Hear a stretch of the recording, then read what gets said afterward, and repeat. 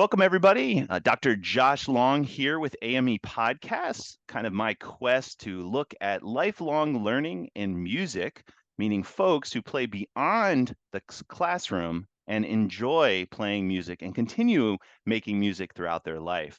We're actually sponsored by our company, Art and Music Emporium, serving artistic excellence. We do things such as music lessons, instrument repair, supplies, and we also have a couple performing initiatives that are actually going on this summer. If you're watching this podcast, and this is 2024, we have the annual Community Band by the Sea down in Wildwood, New Jersey, which is actually happening on July 27th. And then we're also playing in Music Fest in Bethlehem, Pennsylvania, for a tribute group, I'm calling it, the Bethlehem Steel Company Legacy Band. So Bethlehem Steel had a band back in the day, and we're going to remake and pay tribute to a concert of the music they were performing. And that's on August 10th. So if you're interested in any of those things, we actually do rehearsals one day prior. So we give you music early, so anybody really can participate. So if you're watching this on YouTube, make sure to subscribe to our channel. I'm also on Facebook, Joshua E. Long, as well as you can like Art and Music Emporium as well. And you also see we do have a Patreon account. Again, if you want to contribute to anything, it all goes to helping folks continuing making lifelong learning in music. So it's a lot of fun. I'm glad you're here. I'm excited about our next guest that we have on here. Gentlemen I met through the East Coast Band Conference, really interested in a lot of research, such as the first sousaphone, which we'll get into that, and went on to Gilmore Band. And I believe he was playing tuba for part of his life. And what I think is interesting too is he got into being a pastor too as well. And I just love hearing that kind of connection of making music and then helping others with religion too. And I believe I'm sure he'll talk about this. I believe he's in the Montgomery County concert band. So we'll talk about that too. But welcome, David Detwiler. Dave, why don't you take it away? Yeah, thanks very much, Josh. Appreciate you inviting me to be a part of your podcast here. Yeah, thank you. Yeah, so how would you like me to introduce myself? What would you like to know for starters? Yeah, sure. Well, why don't we start kind of what your interest was with music, and we'll kind of go in the realm of tuba, because usually, everybody wants to play a trumpet or a flute. We'll start there, and especially got into the low brass word. Why don't we start right there? Yeah, so just for your viewers and listeners, so I'm not a professional musician, although I have been a little bit, which I'll talk about when we get to it, but basically grew up in a very musical family. So I have a mom that played French horn, also plays piano, and a dad who played trombone, and both of them sang in our church choir for, my entire life, basically. And each of my siblings and I ended up picking up an instrument along the way. And so we're heavily involved in music. I started out as a tuba player, which, like you just mentioned, is pretty rare. It is rare. I wasn't converted from another instrument. When the band director was like, please, I don't need another trumpet. I need a tuba player. I started out on the tuba. It goes way back to whenever about third grade was for me. So I'm trying to think when that would be, late 60s, I guess it would be. Wow.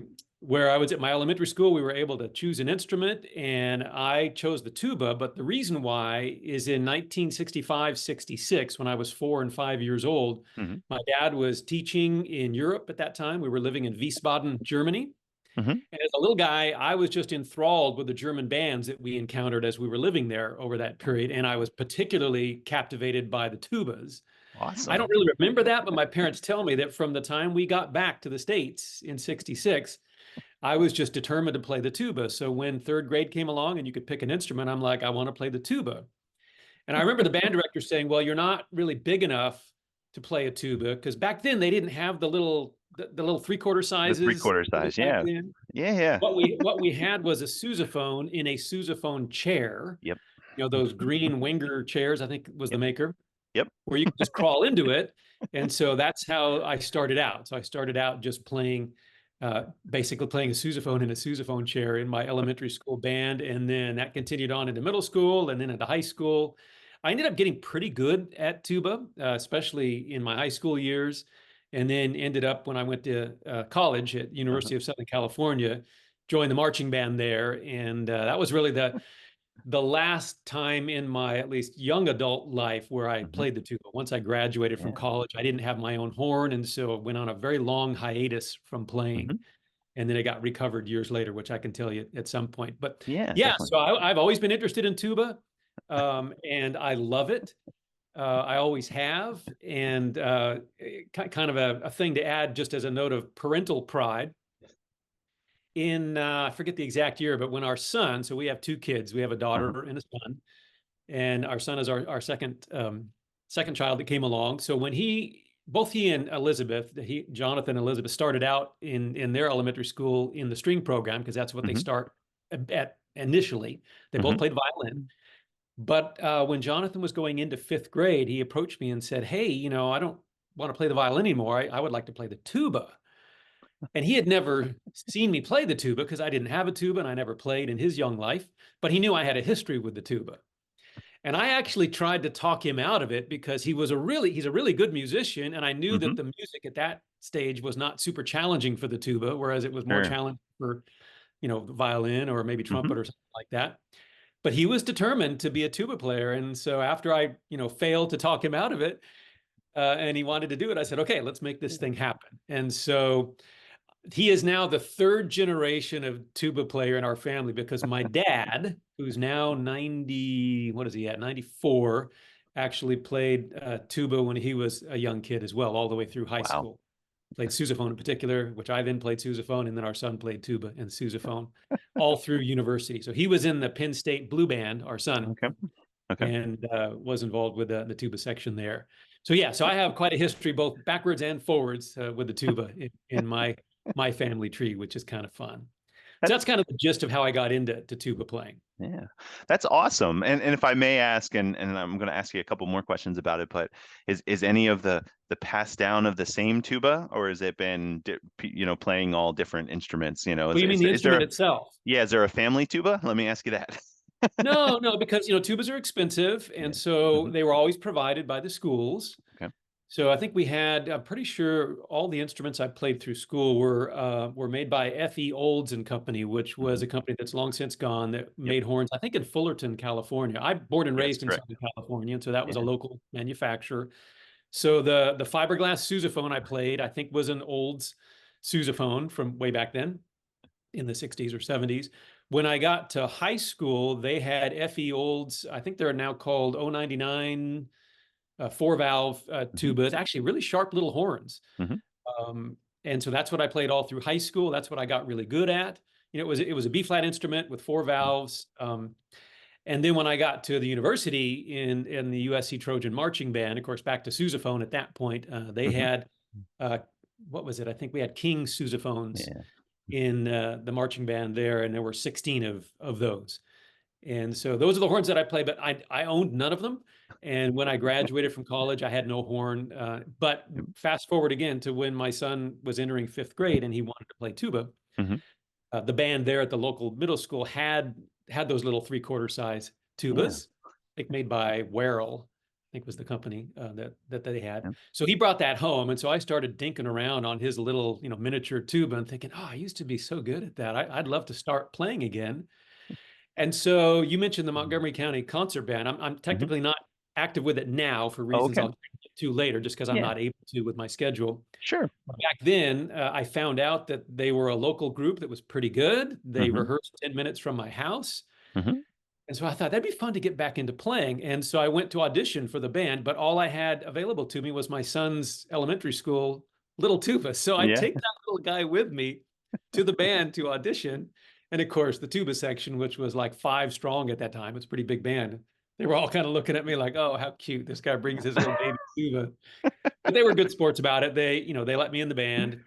And then at that point, I was like, hey, I should probably, start saving money to get like a Yep. real tuba. Hmm. And eventually was able to, I forget how long it took, but within a year or so, after saving some money, I was able to buy a used, what is technically a VMI 3301, or if you think of the B&S company, it's the B&S PT2P. Okay. Hmm. It's not too different from that old 4 valve tuba that I played in Hmm. high school. It's similar, compact size, but it's a 4/4 tuba, B flat, 4 valves. gorgeous sound, really well made. And so that's the one that I stumbled on. I actually bought it down at the Baltimore Brass Company, Mm-hmm. and from a gentleman who had long since retired from playing and put it on consignment there, and was able to get it for a good price. And so that's my horn now. So that horn, my son then played in high school. Mm-hmm. But here's the other part of that story, Josh. So the Sure. sousaphone that you can see in the background there Yeah. Mm-hmm. is a 1925 Pan American sousaphone. Okay. Pan American was a school line that the CG Con company Mm-hmm. developed in order to preserve the Con name for the the larger amount of money you could Yep. pay on a horn. But they're Yep. basically the same horns with a little less doodads and Yeah. engraving were put in this Pan American line. So that's basically what became a Con 14K a few years 14K. later. Okay. Mm-hmm. That was before the 14K actually hit the market, but it's the same exact size and weight Yeah. and all of that. But anyway, so how I came to acquire that horn is, so here's my son who's now playing tuba in his middle school band. Mm-hmm. He wants to try out a sousaphone just to see what it's like. And he said, "Hey, Dad, the band has some old sousaphones in the band room at the middle school." And I said, "Well, let's go and take a look at them." So we go to his middle school, which is just literally like 2 blocks from our house, Mm-hmm. meet with his band director, and she said, "Oh yeah, we have like parts to, I think, 3 different sousaphones all up on the top shelves of the instrument racks." Yep. And I said, "Can I just check them out?" And then she's all, "Sure." So I'm looking at them, and I found pieces of an old E-flat sousaphone up there, but it was a mess. There was an old fiberglass sousaphone up there, but then there was this 1925 Pan American, of which both pieces were there. Everything was functional except the neck had been busted, as would Okay. happen in middle schools. It had been Yep. beaten up pretty bad. Mm-hmm. And so I asked her, my son's band director, "Would you mind if we just took that home and, oiled the valves and goofed around and see if we could just, Yeah. make a noise out of it just for fun?" Because my son's, and she said, "You know what? I've been here, I think 20 something years or 30 years by then. No one's ever touched that thing. If you want it, you can just have it." Oh, wow. I'm like, "Cool, we'll take it."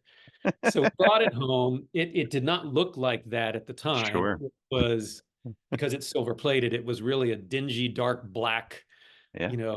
tarnished silver.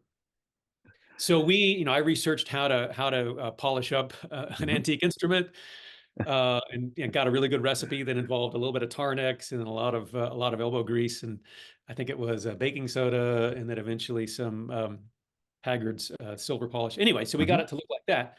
And then I have a buddy, some friends that I had collected along the way in my historical research at Dillon Music. So I don't know if you're Mm-hmm. familiar with Dillon Music Oh, in yeah.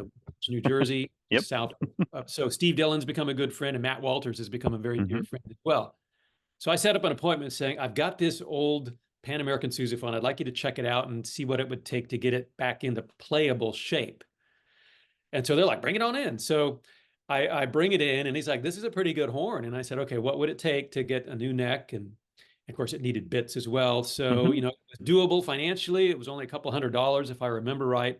And so I left it with Matt, and he's working on it. And as he finished working on it, and he was playing it out, Yeah. playing with it a little bit after he got it into working shape, he shoots me an email and he says, "Hey, Dave, this sousaphone sounds fantastic." And he said, in fact, it sounds so good that while I was testing it in my, my little workshop area, one of Mm-hmm. the guys who works at Dillon offered to pay $600 on the spot to buy it. No deal, no deal. We're not going to sell that thing. So I was pretty excited that Matt, gave it a major thumbs up. Yeah. We That's returned awesome. and brought it home. And then my son ended up using that for all 4 years in his high school Mm-hmm. marching band at the Oh, that's Souderton area high school, because it played way better than the beat up horns that they had at the high They school. had, yeah. That's awesome. So that's kind of a fun story.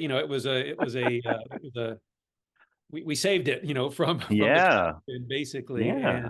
And so that's a horn that I would love to pass down. So, Yep.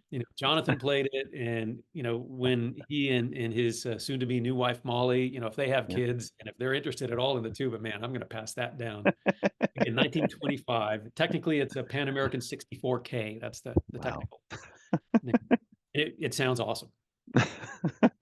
Well, Yeah, it's so just that's one. And then go ahead. No, I was just going to share with you. I know you're telling the story about the sousaphones, reminding me. So I march in a couple community bands up in the Lehigh Valley area, and I actually bought a sousaphone that was up in this lady's house in a trunk. Mm. And it was, it looks just like that one, but it's a Kiefer sousaphone. If Oh you're yeah, yeah, Williamsport's, yeah. Williamsport. Kiefer. Yep. Yep. So the funny thing is, of course, I did the kind of the same thing. I fixed it up, I cleaned it up, and it's still today, when I do parades, it's on the street with me, so Yeah. Yeah, so I'll take that one with me to Tuba Christmas. We have a local chapter of Tuba Christmas in Lansdale, Pennsylvania, and so every year, especially since Jonathan moved to back to Southern California, I'll Mhm. bring his sousaphone and play. Yeah, that's awesome. It's really fun, and like I said, it sounds great. So kind of on that same lines, before we get too in the weeds about talking about history and stuff like that. So explain a little bit to me what your fascination with tuba has been, to the point of, I mean, obviously it was from a young age, and you're still, I mean, I could just see it in your face, explaining this, how, interest you are with these instruments, and even to the fact of saving one. You know what I mean? So I'm actually just interested if you could talk a little bit about that, and then we'll kind of jump in Yeah, to well, your history stuff. the tuba and the sousaphone are Hmm. generally like when you mention that name or you say, "Oh, I play the tuba," usually people will laugh or giggle because they think the tuba is just kind of funny. And of course, there's the Yep. stereotypes of some rather large man, usually, and I'm only 5'8" and relatively thin, so I don't fit the profile of what people think would be like Hmm. your stereotypical characterization of a tuba player. Hmm. So the fact that it's an often maligned instrument is kind of fun. Like I feel like I want to bring it honor. I want it Yeah. to be seen for what it is, which is like a glorious instrument that lays down the bottom of the band, which the Hmm. band can't really sound the way it should unless it's got a solid bass going on. So yeah, and once I became a tuba player, and dealing with the giggles and the you play the what, you play the tuba, I'm like, I was determined to just stick with it and to enjoy it and to do the best I could with it, which is the other part of it. If I played trumpet or clarinet or whatever, there's umpteen trumpet players and clarinet players in the Hmm. band, and so they're all competing for the all-state stuff, and not too many tuba players, and so Right. the fact that I got pretty good on it opened a lot of doors to things that I Hmm. may or may not have been able to experience if I was just one of dozens of trumpet players or something like Hmm. that. So, yeah, so I was in, I forget what it was called in Southern California, the All Southern California Honors Band in high school. I ended up going to Interlochen, what used to be called the National Music Camp in Hmm. the summer of '79, and was in the Yep. high school symphonic band as a tuba player. Again, I don't know that I would have made it through that audition process if I played another instrument. And even Mhm. in college, man, all kinds of doors were open for me there. I quickly became the sousaphone section leader in the Mhm. band. And then because of the USC band having a lot of connections with the entertainment industry and other events, boy, just had the opportunity to have some ridiculously fun experiences as a sousaphone player that I never would have had if I Mhm. just played one of the more popular instruments. So yeah, so it opened the door to all kinds of experiences that I've enjoyed all the way up to the '84 Olympics. So my last year in college, Wow. that summer after was the '84 Olympics in LA, which is across the street from my university. They put Mhm. together an Olympic All-American college marching band for the opening ceremonies. That was, I think, somewhere in the neighborhood of 500 strong, if I remember right. Right. Okay. They took players from every major university around the country to make it, a truly American, all-American band. But then because USC and UCLA are real close, they backfilled the rest of the size of the band Yeah. with a lot of USC and UCLA players. So I was pulled into that. So again, I don't know if I would have been pulled into it if I played one of the more popular instruments, but Yeah. so that's one of many examples of just the doors that have been open for me to have really fantastic experiences with the tuba. So I love it. And then I don't know when we'll jump into this in this Mhm. conversation, but somewhere along the line I stumbled into researching the history, Mhm. particularly of the sousaphone, and that became a whole other kind of channel for my interest in the instrument. And Yeah. part of that again is to bring out the glory and the history of this instrument so that people will not view it as a silly thing to laugh at, but it's like, oh my Right. gosh, there's really cool history behind the bass instruments. So that's kind of what I've been Yeah. doing for about the last 10 to 12 years, something like that. Yeah. Well, yeah. Why don't we jump right into that? Because we'll talk a little bit. I know there's a. I will give you the commercial. I know there's a YouTube link out there talking about the sousaphone and you. So why don't you talk a little bit about how you kind of got involved with that, and the research side of it, and some things that you found. Yeah, so again, I've got my history from way back when, Mhm. ending in 1984 with my own tuba playing, and then my son, who by that time had started playing and got me back into it. And then in 2012, Mhm.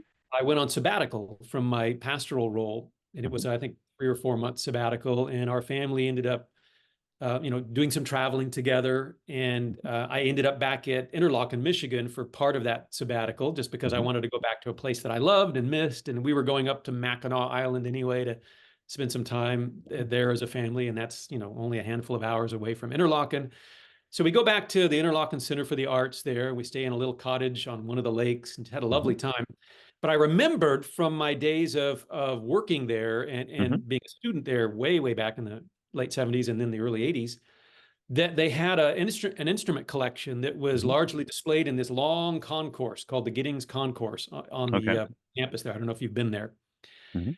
And in one of the encased, display things was this big upright bell sousaphone that was claimed to be the original sousaphone. Mhm. And so I remembered that from back when I was there in the 70s and 80s. And since we were there in 2012, I thought, I'm going to just go pop into the folks there and just say, do you still have that?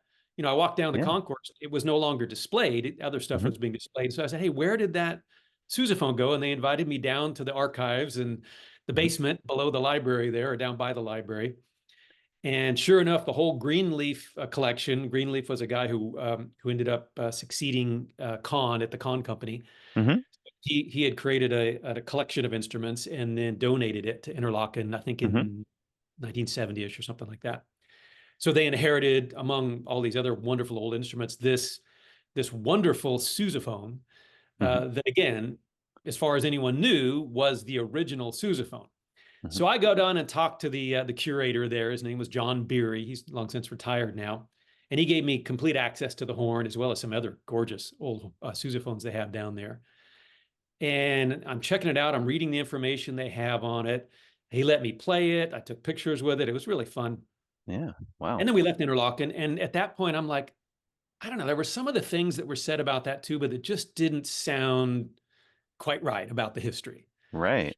And I'm a researcher kind of by wiring, even in ministry. Mhm. I'm sort of the resident theologian for our multi-site church, just so I'll do a lot of the research to help us be theologically solid on issues that we're trying to deal with. And so I love digging into Mhm. stuff, finding out what's true and what's not true about anything, including the tuba. So I thought, Mhm. let me just double check and see if all of that history is correct, or if maybe some of it is bogus, or maybe all of it's bogus. Right. So through the beauty of the internet, where so many archives are available at the click of a mouse or whatever, I kind of went down various rabbit trails and discovered, oh, that's not the original sousaphone. Wow. And then I became fascinated with, like, okay, so where is the original one and what's the story behind that? And then it turns out, Josh, that I'm geographically blessed Mhm. in that where I live is not too far from where, the Gilmore and Sousa bands were based in New York City. It's just a few Yep. hours away. Mhm. And where the A.W. Pepper Company started in Mhm. downtown Philadelphia, and we're only 45 minutes from there. And now they're in Exton, which is just, 30 or 40 minutes out of the city. So Mhm. that company still exists. So they're there. And so it turns out they have an old sousaphone that they didn't know. They were suspicious, but they weren't Mhm. sure, what its history was. So in my research, I found my way to the Pepper Company, went over to visit the folks there. There was a wonderful guy who's now retired from that. His name is George Class, who was kind of their resident historian at that time. Mhm. And so he introduces me to the horn that they have. That just gets the wheels turning further. It's like, well, gosh, there's stuff going on with that horn that fascinates me. What's the Yeah. story behind that? And anyway, long story short, even though there had been some people poking around with this really since the early 90s, no Mhm. one was able to come to a definitive conclusion about what sousaphone is the original sousaphone. But I was, through my historical research, I was able Mhm. to clarify beyond a shadow of a doubt that J.W. Pepper sousaphone that they still have, it's still right there in their lobby, is the original sousaphone, and therefore the one at Interlochen is not. Oh. But then I beg the question, well, what is it that they have there? And so that's an interesting story in itself. So because of my involvement with Pepper, and Mhm. their archives were kind of in shambles at that time, it wasn't very well organized. I helped to Mhm. organize things a little bit more, and then publish the story of their horn. So they were thrilled with that. They decided to turn it into a documentary, which is one of the things you'll find online. If Yep. you just type in original sousaphone, you'll see my name come up in a number Oh. of contexts. But there's one J.W. Pepper produced. I think it's about a 20-minute or 30-minute documentary on the original Mhm. sousaphone. Yeah, so that was fun. And then that even rolled over into, at that time, I was active in the Montgomery County Mhm. concert band. And so George at the Pepper Company saying, if you'd ever like to play this, in your band, feel free. And I'm like, really? Can I do that? So I talked to my band director, and he's a tuba player too. Chuck Neidhart is his name. And he's like, oh, that'd be awesome. So we made the arrangements to have me play the original sousaphone with the Montgomery County Concert Band. This would have been in May of 2015. So then Chuck, our director, loaded a bunch of Sousa marches into the program for Of that course. evening, as well as what is it called? The original Dixieland Concerto. Mhm. I don't know if you know that piece where there's Yep. the concert band backs it up, and then there's a combo that sometimes involves a bass trombone, but should involve a tuba. And so he said, why don't you play the original sousaphone with that? So that's online as well, in the Montgomery County Concert Band. So yeah, so I had a chance not only to research and examine that horn, but actually Yep. play it Yeah. live, and that got the attention of the Philadelphia Inquirer. Mhm. I think Chuck kind of made that connection. So they came out and also did a feature piece that was on the front page of the Philadelphia Inquirer at that time, telling the history about that instrument.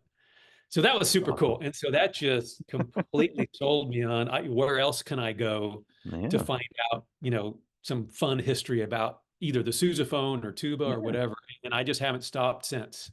Yeah. So since that started in 2012, and here we are, what is it, 11, 12 years later, Mhm. and I just keep going down new rabbit trails of things that fascinate me. Sometimes they're sousaphone related, sometimes they're not. It just Mhm. depends. I don't really have a plan. It's just a Yeah. hobby on the side, and sometimes I don't even have time to, but something will pique my interest, and on my day off, I'll just start exploring that. Yeah. So I've gone down other parts of sousaphone history. I've Mhm. wandered into subcontrabass tuba history. I know Jeez. about as much as anyone could possibly know about the handful of subcontra tubas that have ever been made. And then Wow. somewhere along the line, because the Sousa band and John Mhm. Philip Sousa loom very large in the history of the sousaphone, as you can imagine, just by the name, Yeah. got me into learning more about the Sousa band. And then, of course, the Gilmore band, which Mhm. immediately was prior to the Sousa band. And the first sousaphonist was Herman Conrad, who started in the Gilmore band and Mhm. then shifted to the Sousa band. So as I started exploring that, that got me into what you saw at the East Coast Band Mhm. Conference, where it didn't have Yep. anything to do with a tuba or a sousaphone. It had to do with the Yeah. history of that transition time. And so that I went there just because I was interested. It's like I'm learning about these two different Mhm. bands that were like the Taylor Swifts of the world at that Mhm. time. They were the Yep. biggest draw in their respective eras, which were again right next to each other. So I thought, what else can I learn about that? And someone got wind of that research, and well, someone I know, the someone is Brian Brooks, who's Mhm. at Lamar University, I think it is, in Texas, who's Mhm. a top-notch musicologist, as well as George Foreman, who Mhm. or not graduate, who retired from University of Georgia, and I think he's got connections at University of Michigan. Both of them were editing a book called Bands in American Musical History, and they invited Mhm. me to contribute a chapter. And when I told them what I was digging into right now, and they said, perfect, write your chapter on that transition time between Gilmore and Sousa. So anyway, so I just Yeah. kind of go where, the iron's hot, so to speak, whatever Yeah. interests me or whatever someone puts in front of me. And then I just research it and then write about it. And it almost always gets published in what's called the Mhm. ITEA journal, which is the International Tuba Mhm. Euphonium Association. They've kind of given me a blank check as far as writing articles, because they're like, if you write something, we'll publish it. So I think I've written about 8 or 9 major historical articles for them by now. That's And I awesome. have an open door, like whenever you got something else, we'll put it in there. So that's kind of fun. Yeah. Yeah, that's awesome. Yeah, because I mean, it's a lot to say, about and I always call this. I think one of my professors, one of my teachers said it's kind of the sexiness of research is the historical side of it, just because it happened, and trying to remember what existed, prior is, and just like what you did with the transition, kind of Gilmore to Sousa, and even the sousaphone. I mean, who would have took the time to do that? You know what I mean? Because it just Yeah. makes it so much, so passionate, because it talks about the heritage, and it's such a big part of the heritage of the band world. But plus, Josh, and this is an important point too. a lot of that history, just because of the time that it came out, and they didn't have internet, and Yeah. they didn't have ways to cross-check stuff. So as soon as someone just gets a little bit of that history wrong, and then it Hmm. just sort of becomes what people think is the history of Yep. it, and then that gets built upon, and it's almost that whisper down the lane kind of thing. It's like by the time it gets to our day, the history that's out there on Wikipedia or whatever it might be about the Yep. sousaphone or the tuba Hmm. or even Gilmore and Sousa may or may not be getting it right. And in the case Exactly. with the sousaphone, it was getting it completely wrong. And that Hmm. also is something that fired me up because, again, as a minister, as a pastor for the last Hmm. 35 years, we deal in truth. If that's not a silly way of putting it, it's like Yeah. we believe, the Bible is God's word, and therefore it's telling us the truth about us and God Hmm. and the world we live in and all of that. And so my whole job is to help guide people toward what is Right. true, you know, Right. and so they can respond and live accordingly. But it's like that's the same thing. It's like I don't want people to believe the story of the sousaphone if it's not the true story. Right. I want to get to the bottom of the true story. So Yeah. that always excites me. And yeah, since about I'm going to guess around 1920, 21, everyone believed that C.G. Kahn built the first sousaphone. Hmm. And of course, that sousaphone at Interlochen is a really early C.G. Kahn sousaphone, and so it all Right. made sense. Of course, this is probably the original. Hmm. And very quickly when I dug into it, it was obvious that nope, Kahn did not build the first one, and yet that's all anyone had ever heard for the last over Yeah. 100 years. Yeah. So being able to bring clarity to what the real story is, that's what kind of excites me. And even, Yeah. even stuff about Gilmore and Sousa, there's some bogus history that's out there. Mhm. Even contrabass tubas, subcontrabass tubas rather. There's all kinds of wild, fanciful stories connected to some of those giant horns. And so being able to dig into the history of those and, bring clarity around, like the one that I had the most fun with, I don't know if you want to go there or not, but Yeah. Go for it. there's a fully functional subcontrabass tuba that has been owned since 1948 by the Harvard Band, the Harvard Okay. University Band. Okay. It's referred to as the Harvard tuba. Okay. And there was a lot of bogus history related to that horn, as well as like Yeah. how did Harvard even end up with it? Yeah. There was mixed understandings about that. And so what ended up happening there, and this takes us back to Dylan Music, Hmm. there in New Jersey, Steve Dillon was asked to, be um, the music restoration people to get that horn back into sharp looking and playable shape because it had been Right. pretty beat up over the Hmm. decades. You can imagine hanging out in a university Yep. band. It lives in the Harvard University band room, which I've been Right. to. Is kind of a dump, actually. It's interesting. It's like walking into someone's cluttered garage. It's hilarious. Um, but that tuba was all bent out of shape and didn't sound great, and so they were going to celebrate the 100th year anniversary of the Harvard University Band, which actually Uh-huh. started late in Harvard's history. Um, and so they tapped Steve Dillon. They hired Dillon Music to restore it. Hmm. Hmm. And so Steve, who again I have connections with, is like, hey, we're going to be working on this really cool subcontrabass tuba. You want to come check it out? And he and I were talking, and I'm like, oh, let me see if I can learn about the story behind it. And so that got me and get another rabbit trail. It's like tuba that's almost 7 feet tall, and yet it's fully functional. Why did someone create that? Yep. And so Harvard didn't know the history. And no one really the stuff that was floating around connected it kind of with the Sousa band at Hmm. times and other just legendary stories, but no one had really explored the true story behind it. And so that took a little more digging, Yeah. all the way down. Like I had to go down to the Library of Congress to the music division to go through some Hmm. old microfilms, which is really tedious work because none of this has been Yes, it is. digitized. And anyway, long story short, was able to get to the bottom of the whole history of that horn. I was able to trace it from the moment that it was built by F. Besson and Company, and then displayed at the 1889 basically World's Fair, the Exposition Universelle in Paris, which is the Eiffel Tower World's Fair, the one where the Eiffel Okay. Tower was built. Hmm. So this is like the Eiffel Tower of tuba. So Besson decided to make an enormous tuba, kind of in honor of Yeah. the fact that they were celebrating this other giant metal thing called the Eiffel Tower. And then Carl Fisher of New York Mm-hmm. of the namesake Carl Fischer music. Mm-hmm. Saw it at the exposition there in Paris that year, loved it, bought it, had it shipped to New York, put it in the front of his store in New York City, and that store became known as the store with the big bass, basically. That was a way to draw people into the store. Yeah. There was a little bit of trying to get P.S. Gilmore at that time to Mm-hmm. maybe use it. We found a lithograph where it shows up in Gilmore's band briefly. So it was like, Uh-huh. what's the story there? Anyway, Yeah. I won't go into all of it because I don't know how long your podcast is, Yeah. but Yeah. just fascinating. And then I was able to track down, how did Harvard end up with it? And even that's a pretty hilarious story too, because that happened in 1948, pretty late in its history. So Wow. anyways, that's just a good example of, it started with just stumbling upon a question when we visited Interlochen of, Mm-hmm. is that the original sousaphone? And now it's just Yeah. like, man, whatever interests me and I have a little bit of time to poke around in, I'll just deep dive that thing and then turn it into an article and Yeah. send it out to the world just to clarify the history of stuff. So yeah, it's been a lot of fun.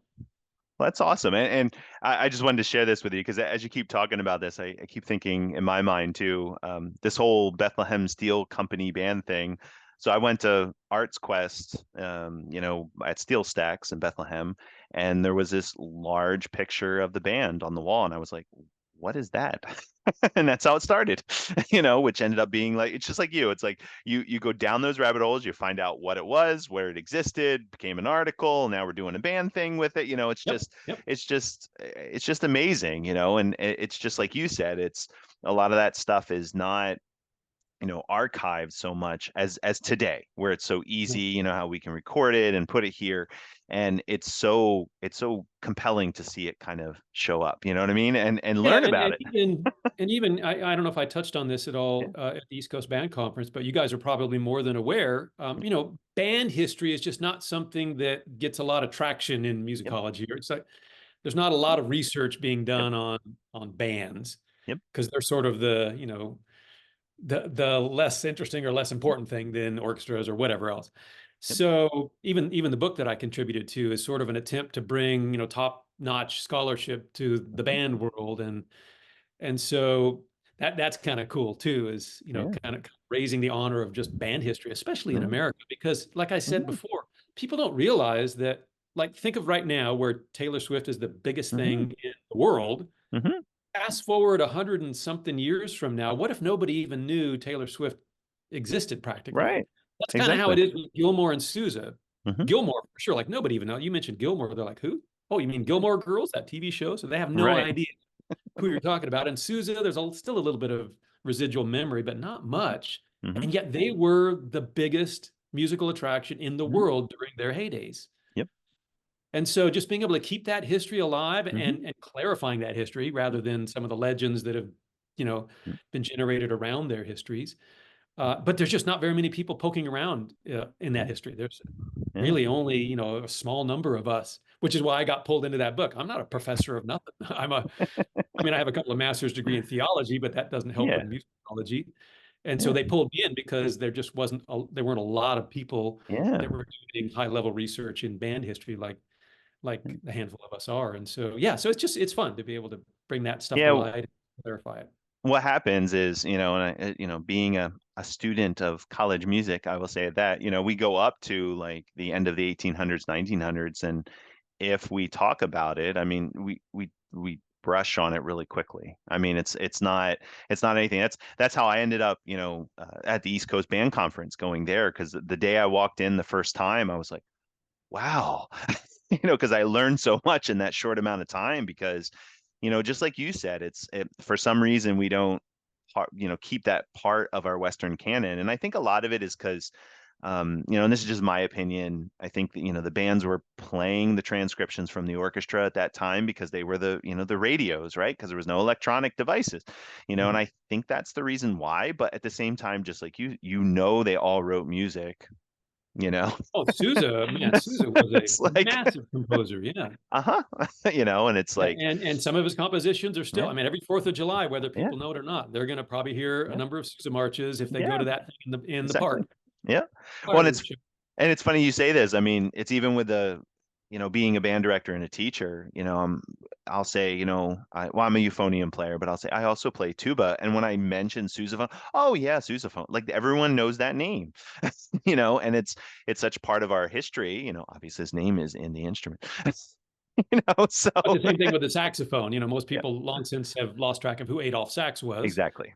Yep. Which, by the way, here's a fun convergence. Yeah. Adolph Sax is responsible for the all-time largest subcontrabass tuba. Oh He wow. built it back in 1851. It's about 10 feet tall. I have a picture I can send you if you want to see it. But I wrote an article about Yeah. that. It's called Adolph Sax and the World's Largest Tuba.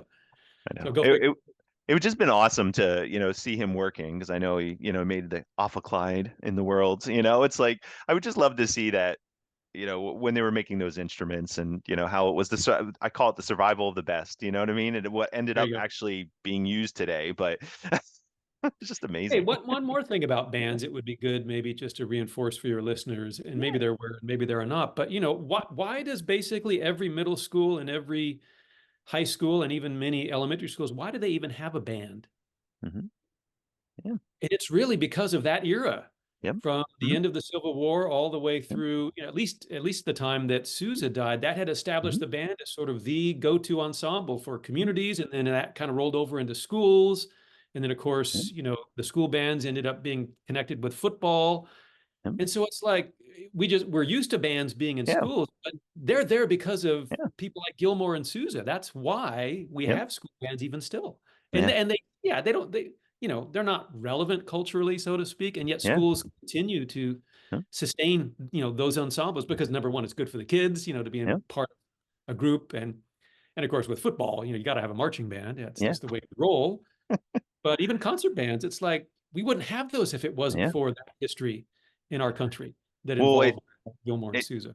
it's funny you say that because one of the topics I've been kind of working on is this. I'm very community band oriented, but it's this kind of like, for example, I met a gentleman. He's no longer with us, but he was kind of taught by the community, meaning he didn't learn in school. And the way I talked to him, I mean, he was taught by members of the community who moved in. I mean, literally, came through Staten Island in our area.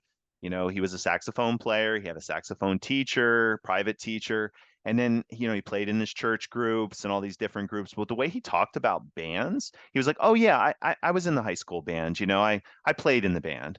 But it wasn't like, how it is today that where he was taught through that band. I mean, I know he learned, but you understand what I'm saying? Like today, Yeah. it's like it's shifted that it only happens in schools. And a lot of it is of what I know of the research I've done. It's been more or less the instrumental companies wanted to do renting, wanted to make money. I mean, I hate saying it that way. So they gave money to the schools, and then they brought the programs into the schools and was what we have today. But back in the day, he had a youth band that was a private youth band and it had nothing to do Yeah. with the school districts. Yeah. You know what I mean? And it's just interesting to me how, just like you said, and that's kind of where I come on this stamina because of my, focus here is like we work everyone to like through college and you were a product of this, and I don't want to say it's the wrong way, but you stopped for a little bit. You know what I mean? And that's Yeah. I've And part of been that is just life, yeah, well, and life takes over, right? yeah. And then you get married, you have kids, like who has time to play an instrument? You're just trying to Exactly. write with your children and whatever. But yeah. Yeah, and it's just like you said, like you didn't have a sousaphone. I mean, you know how expensive they are. So it's like, or you can find a used one somewhere, it's like, and there's all those kind of things. And then it's just fascinating to me, how, obviously you've come back to it and also other people have come back to it. So aside from this kind of history side of it, and I just want you to take a step back for a second. I know you're super into it and excited about it. But what do you think? And this might be a hard question, but what do you think is your motivation as far as like that gets you where you're still playing today? I mean, I know you're busy with life and you're not with that essentially with that band that you're playing with right now, but you're still going down that atmosphere yet of Yeah, well, let me digging give you in. context for that too. So the Yeah, reason sure. why I'm not playing with the Montgomery County Concert Band at the moment Hmm. was because my work rhythm, and just to give you a little more context, so Sure. I'm one of many pastors in what's called a multi-site church. We have Okay. over 20 locations throughout mostly Eastern Pennsylvania. Hmm. We have 280 something staff members. Anyway, my whole job is to be basically being the pastor to our pastors, to kind of keep our Got it. staff well equipped and healthy and all of that. But that Sure. involves being out in Lancaster County on Tuesday nights, because I spend Oh, Tuesday and Wednesday at our original location there called in Manheim, the Manheim okay. Township. Okay. And Tuesday night is when the Montgomery County Yeah. band rehearses. So it's like, that means I can't stay involved. So when that happened in, what was it? Late 2019. Hmm. And so I thought, okay, if I can't play in that band anymore, what other bands are within reach of me? And even though that one was 10 minutes away, so super convenient, the Quakertown band Okay. is about 17 minutes away from my home. Got it. And they have an even longer history. I mean, the Montgomery County Concert Band is only, I think they go back to the mid 90s, I think. But the Hmm. Quakertown band goes to like Yep. 18 something. So I'm like, Yep. that's super cool, the history they must have.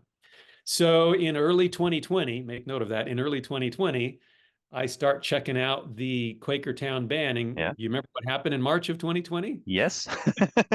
No more bands for a while because of the pandemic. So Yep. after two rehearsals there with them, they shut down the band. Hmm. And so I didn't have an outlet for playing. Yep. Fast forward a few years when everything began to open up again. Yeah. And again, since I'm connected with our church, we lost a lot of our musicians during the pandemic at the church. And Okay. many of them, just chose for whatever reasons not to come back. And at that Hmm. time we found out, it became clear that we didn't have as many electric bass players as we used to have in order to keep the rotation of volunteers Hmm. providing the music for the church. It's a very contemporary church, so it's Yeah. it's like a rock band kind of a Yeah. vibe to it. Hmm.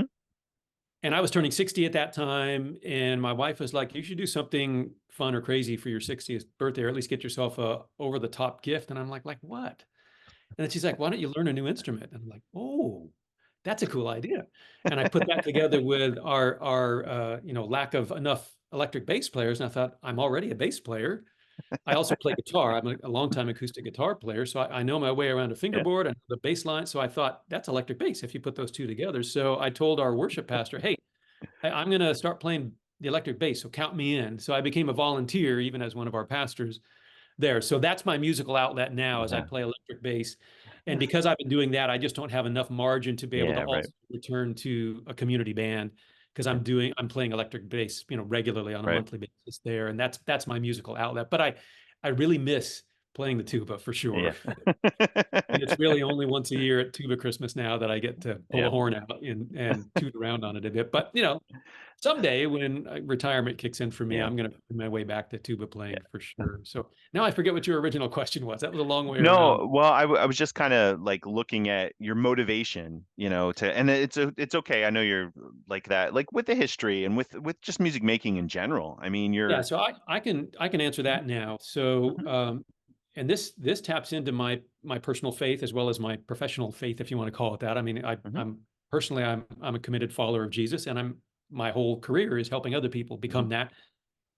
And so we have a view of the world and its Sure. history as God created us in His image. The idea Mhm. that we reflect the beauty and the wonder of our Creator in all sorts of Mhm. ways, and even calling Him a creator, He's creative, and human beings Mhm. are also very Right. creative.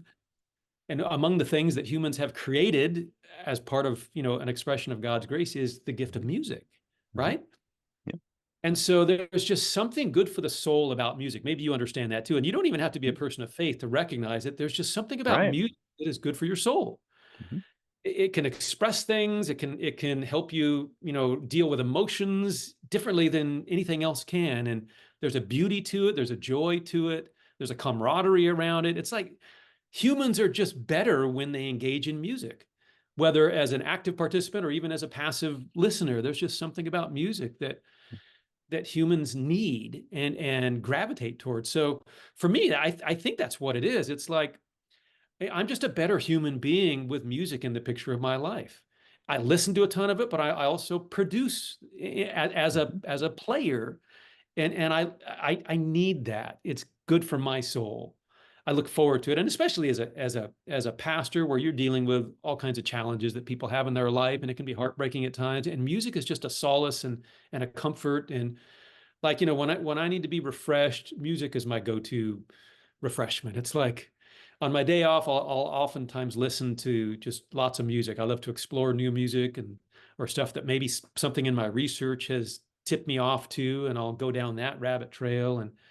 And I just come away just like so refreshed, just being exposed to music or being able to participate in it. So I just feel like my life would be so much less of a rich experience if music wasn't a part of it. And again, I think that's true of every human being, even if they're Mhm. not musically gifted. People still, on their phones, they've got music that they listen to, or they go to concerts. I just think that's part of the human experience. So I think there's something going on there. I think like God wired us to need that sort of, beautiful gift in order for us to be, the kinds of humans that we were created to be, to enjoy the creative process and to enjoy that marvelous gift that is just so unique. You can say something and it can be encouraging, but if you set it to music, it just takes it to another emotional level. And so I'm brought to tears sometimes through music that I'm not brought to tears just by someone saying something. But if they put it to a gorgeous melody and then sing it, it's like, oh, it reaches a deeper part of me, if that makes sense. It So anyway, does. that's kind of my theology of music. It's like Yeah. I believe God is sort of the one that is responsible for it. And he's like, hey, for the humans that I'm creating here that have a special relationship to me, this is a gift that he's like, oh, you guys are going to love this. And I love it. So there you go. Yeah, well said. I mean, there is something about it. I mean, I say it all the time, even for me. As I just shared, I know I'll share it on this podcast. It's the end of the year, school year, so it's crazy, and I'm completely all over the place, with the students trying to help them finish. And yeah, when you listen to that music, it just changed your total mindset, and it's just, and I agree with you, the whole creativity of it, and I agree with that. And one thing I kind of want to get at a little bit, and I appreciate you sharing that, kind of how it's more than you can express through words. Do you find yourself and like I said, I know time comes in, but you're still active in music. I know you're not playing in a community band right now, but do you find yourself more engaged and more motivated to pick up, the bass guitar right now? I know that's what you're doing mostly. Or you mentioned Tuba Christmas, which, I'm also involved with too. Like, do you Mhm. find yourself highly motivated because that is being that outlet, to perform and to be engaged in music, especially like you said, when things are out of sorts, if that's the right word. Oh yeah, because again, that's, I love to create things that will be a blessing to other people. And music is one of those things that I'm capable of creating. I'm not like a composer or whatever, but with my tuba or with my electric bass, I can contribute to an ensemble that creates a musical environment, like to use the context I'm in now at our church, Right. where we have excellent sermons. We have wonderful opportunities to connect in groups, but there's something about the music that we engage in together that, again, is just such an encouragement to the people that Yeah. gather on Sundays. And I get to contribute to that. It's like I'm helping Mhm. to create that environment that is so meaningful to so many Mhm. people. They're often brought to tears through the Right. song. Right. And part of that is the lyrics, but again, setting those lyrics to music. So yeah, it's an easy yes for me Yeah. to pursue musical involvements. Like I said, I wish I had more margin even now to get back into a band because there it's a different kind of context. It's creating Right. instrumental music almost exclusively. Yeah. But again, and part of that scratches my history itch too. It's like we're oftentimes Yeah. playing pieces that are written a long time ago. Yep. And when we do play, like that Montgomery County Concert Band virtually always ended every concert with Sousa's Stars and Stripes Forever. Mhm. And it's just, everyone loves that. They're Yeah. clapping, standing, they're cheering. It's just like, oh, I just love to bring that, that kind of musical joy to people. Yeah. So yeah, a life without music would be miserable, I think. Yeah. So yeah, so engaging in music is an easy yes. And even the listening side of it. It doesn't require that I have to be producing it, but just being able to, like, I'll give you a living example. So, and this is funny, it ties all of my worlds together. Mhm. So I'm interested in the history of the sousaphone, which got me interested in Sousa. Sousa's a composer, so I got very familiar with, most of all of his marches, of which there's like 130. Mhm. And then I've been dabbling in some of his other compositions, non-marches, Mhm. especially his humoresques. where Yes. he would create these medleys around popular tunes of the day that he would, and it was a real clever kind of showmanship kind of a thing for concerts. I don't know if you Yep. know the history of that stuff, but Mhm. anyway, so there's one that Keith Bryan, who's the guy who's created a number of CDs Mhm. back in the whatever it was around 2017, 2018 that feature Sousa's music. Mhm. There's a humoresque a concert showpiece called "Showing Off Before Company," Mhm. which is this long, it goes on for like 20 or 30 minutes, and it weaves all of these different popular melodies back from the basically about around 1919, which is when he wrote it. Anyway, the Yeah. trombones picked up this melody at one point that captivated me. I'm like, what is that melody? It is so, I mean, I loved it. I don't know Yeah. why.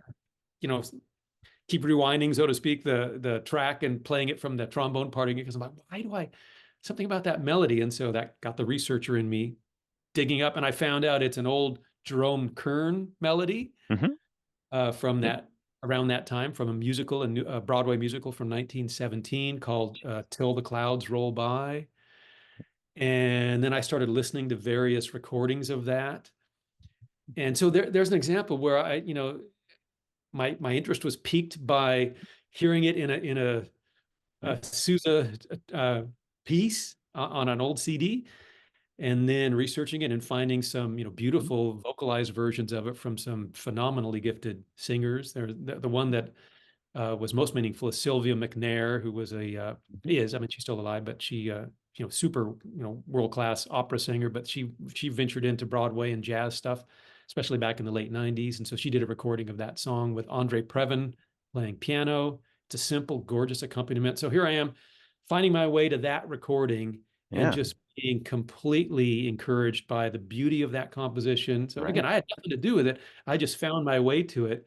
And now that tune is just stuck in my head on repeat because it's a gorgeous melody and I can't get it out of my head. So that's the way it works. Music sticks with you, it attracts you, it connects with your heart. Like that tune, even the lyrics are kind of weird Mhm. in that tune because it's about a storm and anyway, but it's just the melody itself. Yeah.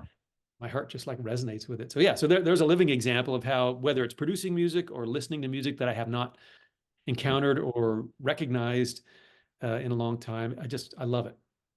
Yeah, well, one thing I just wanted to say is that, as I know you look at your history side of it as being something different, but it's still a performance if you think about it. I mean, essentially, you're doing the work obviously for it. You're putting out something, you know what I mean, in that kind of realm. So, I mean, it's neat when you dig in those different facets, all those times. And and I'll just share this. I keep thinking this how you're saying I'm not playing the tuba right now. Well, you are playing the bass. I know that, and I was thinking you could play the sousaphone a little bit in your church band. So I'm just gonna throw that out there to you. you know. That's a long-standing joke. I've been waiting for them to call me to do that, and we were able to finally do that in a way. We have a quarterly staff meeting. Again, we Got have a it. very large multi-site church. There's 280 something staff members. So every quarter we get all 280 or so together for a training day and a day of refreshment. And so during lunch, we did just for fun, we did a little kind of a mini what do you call it? Talent show, Yeah. like hidden talents among our staff members. And so our director of worship leaders is also a tuba player. Actually, I mean, a top-notch one. He graduated from the Yeah. Berklee College of Music there in Boston on tuba, jazz tuba of all Jeez. things. Well, So he plays and he has an old sousaphone. So he and I got together and like, let's surprise everybody with a sousaphone duet thing in the talent show. So anyway, it wasn't in a church service, but at the lunchtime for our staff training day, as a surprise, a drummer starts laying down this cool jazz groove, and then from the wings comes these two sousaphones playing it's a John Sass. I don't know if you know John Sass. I think I he do. lives in he's a phenomenal tuba player. So Yeah, it's it one of is. the really cool uh, compositions that we then tried to do our best to represent, and the staff loved it. They went nuts. So anyway, That's awesome. we were able to at least fit the sousaphone in one time, just not Yeah. in a service. Yeah. Well, I was just saying, I know that some of the popular bands today, I think it's the Tonight Show band has, Yep. the sousaphone. So I'll just throw that out there to Yeah, I keep reminding them, it's like it's not uncool anymore. Yeah, I know. If you want to be cool, you need to be calling me up to bring That's that right. bad boy into the Yeah. in the band. So, but I don't know. Maybe one day they'll finally say Yeah. yes. We'll see. So as we're kind of wrapping this up here, and we talked about so many great things. So I want to thank you for that. Just Yeah. talked about history and performing and your love for music, your connection for music. And I can't say this much more that like having that and being connected to music and doing something with it you're the prime example of it, for others. But I always ask this question for all my folks in the podcast, and it is a big question, so I will tell you that. And if you need a few seconds, so as you know, my side of this podcast is about lifelong learning in music, which you're a prime example of that because I feel you're continuing on, and I'm a big advocate. I don't think you can learn everything about music. There's so much to learn, throughout our lives. So that being said, as far as engagement, if you would come across somebody who was either active with a group prior, a musician that was prior, or it was um, maybe not even involved with music, as in the performance side of it. We'll say the performance side of it. What kind of words of wisdom would you say to those folks to kind of get them involved to making music again? And especially at any time in their life, because, I feel we can do it anytime. But anyway, Yeah, what well, I would mean, you it say? depends on the person. If it's a Mhm, young person, so for example, we had a couple of our, let's see, what would they be called? They're not technically our nephews because their dad is my nephew, so it's mhm, my nephew's kids, two little boys. They spent a long weekend at our house, and of course, I showed them the sousaphone. I played it for them, and they got super excited about it. And so even that just shows them, hey, here's an instrument that's cool, it's shiny, it's big, it makes fun sounds.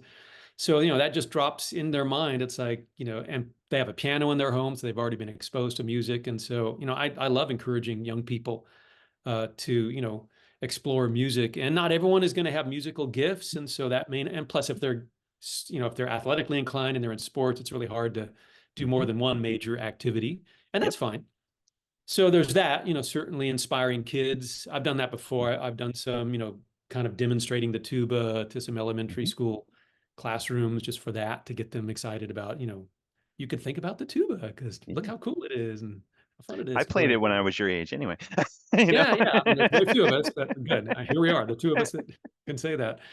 So then other people, it's kind of harder once you get to, young adult and early in, marriage and child rearing. It's a little bit harder It is. to, get people at least back into playing music, even if they maybe played it back in school. So it tends to be Mhm, people more in my life stage where, the kids are a little farther along in school. They don't need mhm, as much, attention. You've got a little more margin in your life. mhm, And that's where I think, like for me, I just remembered I used to be good at playing. I loved it. The mhm. time is right to maybe, wander back into that. Yeah. So I'm always telling people, like, when they find out I play the tuba, they'd be like, oh, yeah, I played the whatever, back when I was in Mhm, school. And it's like, well, what are you doing with it now? Oh, I haven't played since then. It's like, well, have you ever thought about a community band in your area? Because that's what I mhm, discovered, and they were close by. And they're like, oh, mhm, that exists. I'm like, yeah. So, more than once I've kind of at least piqued people's interest that there are opportunities for adults to find their way back into music. And of course, when mhm. you join one of those bands, the majority of the people in those bands are people like me that have a Mhm. history, had Yeah. to pause on that for maybe a long time. Yeah. And then they're like, oh, I'd love to be able to do something musical again. And Mhm, it's cool because you don't have to be like professional level to jump into those. But man, the Montgomery County Concert Band had a lot of professional players in it. mhm. Like one of the tuba players that I played with at the beginning was a Juilliard graduate. I was Wow. like, man, I don't know if I can hang with this group. And so yeah, and plus many of our educators, music Mhm, educators in the school system are in the band because they're used to, conducting elementary school kids and now they have an outlet to play, big person music. mhm, So that's cool. And they're very gifted as well. So yeah, but they welcome people like me who, I was never professional level. I was pretty good, but not that good. And so that's most of us. And so the fact that we're warmly welcomed into those environments, and then you can do something that the community enjoys. Like we that band, does concerts all throughout the year, and especially in the summer, mhm. in various, festivals and parks, especially Fourth of July, of course. But then like all of the retirement communities around here, are just loving to have the band come and do concerts in there. And we have a lot of that. So you have an outlet for playing. Um, it's just fun. It kind of revives an old hobby, so to speak, which I think is also good for humans to have something to do other than their regular work, Right. and that just brings them joy. So yeah, so it's an easy thing to talk about with people. If I sniff out that someone has a music background, we're going to go there for sure. Hey, have you ever thought about reviving that or getting involved? And of course, at the church, if we find out someone who has a music background in a way that's relevant for the music we're doing there. Mhm. Obviously, if they play the clarinet, I'm not going to be like, join the band, because we don't Right. use clarinet at the moment. But we've had cello players play, we've had Mhm. some trumpet players play every once in a while.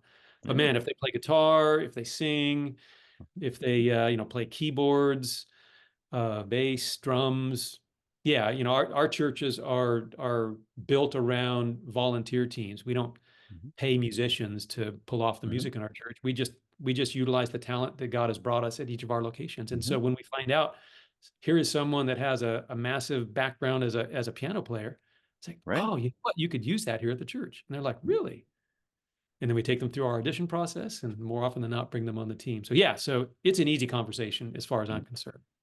Just because I love music and I love discovering other people that have a musical background, and I'm going to do everything I can to encourage them to revive that again and tell them my story. That's what I did, and I'm so glad I did. I appreciate that because, I think asking them and talking to them, because it's just like you said, I mean, for whatever reason, people stop. And then, kind of getting back into it, I feel a lot of, you know, tendency, anxiousness. Oh, I don't know if I can do that anymore. It's when I did it when my kid, and I just want to say it's just like you. I mean, you've continued on, you've learned another instrument, so it's like saying that, we're getting people and to getting them aware. I think that's where it is because, I just love seeing people making music. And just like you said, it's like there's so many people out there that need the music. And just like you said, even going into the community or into a nursing home or something like that, you are the outlet. So, Yeah, and some of those experiences, you might say, where's the glamour in being in a band that goes to nursing homes? mhm, But it's like, when we did that with the Montgomery County Concert Band, one of the things that was a fixture in our concerts, and maybe a lot of community bands do this, but we do a medley of the military yep. songs, Hmm. Army, Navy, Marines, Air Force, and then we invite anyone in the audience who has a history in one of those branches to stand when their branches, Hmm. songs are, and it's a really moving thing. Hmm. See these folks that that have this history in the military, having served our country, and they're so proud to stand when they hear the Air Force song or the Army song. And like my dad's a retired Navy captain, and so I have a heart for that. And so when we play Anchors Away, I'm just like, oh, my dad. Yeah. And it's just so cool to see the room just respond with such gratitude to those folks. So it's a really deeply emotional experience. And I was never in the military, Yeah. and yet to be able to create that environment in a retirement home, and to see people being so grateful both for us doing that, but also so grateful for the people that stand, and then the music just brings the emotions of it. It's a beautiful experience. It's like that's one of my favorite things that we did in that band, is to be in a retirement community and playing that medley of military songs, and watching how the people respond, and it just always brings a tear to my eye. It's so cool. Very well said again. I know there's something to say about that when you can have connections with the audience, and especially it's a very powerful one. And I always say this, and I'm not trying to be smart here, especially, folks who are in there that are, maybe not physically able to do a lot of things will show that pride the best way they can and push themselves to show that Oh, yeah. pride. For example, I always it's not a joke, but it we had a performance once. It was actually with a drum corps, and these folks came in, and unfortunately, life has given them problems with wheelchairs and different things. And when we would play music, man, they'd sit up tall, they were straight. I mean, they would relive that experience, and it's just like you said, you saw so many people probably standing up, sitting up tall and straight and saluting, and, and it's just amazing. So, Yep. well, hey, Dave, I want to thank you so much for, being on this podcast and, sharing, your love of music, first of Mhm. all, and then also sharing everything about, the sousaphones that you found out about and your research. I mean, just, as you just said, I mean, there is not a lot of people who do research and kind of in this early band movement. And I'm just happy that you're taking a stand at that and getting it out there. I mean, so I want Yeah, to, and I've got a backlog of projects that I would love to dive into when I have the time. So yeah. little by little, I'm starting to attack my list, but it's probably won't be until I retire at some point in the near future where I'll be able to really dive into those things. But because I enjoy it, uh, and yeah, so stay tuned. There'll be a lot more coming from me in Yeah, years to that's come, for awesome. sure. Yeah, and that's good that you're hanging on to those projects. So, but yeah, so thank you, and then also thank you. I appreciate you taking the time to telling folks about music making too, because being in that role it's just encouraging to see that. Just because I'm a strong advocate. I don't want to see these groups go away. So, Yeah, yeah, me either. so all right. Well, thank you again. You're welcome. Thanks for inviting me on, Josh. Appreciate it.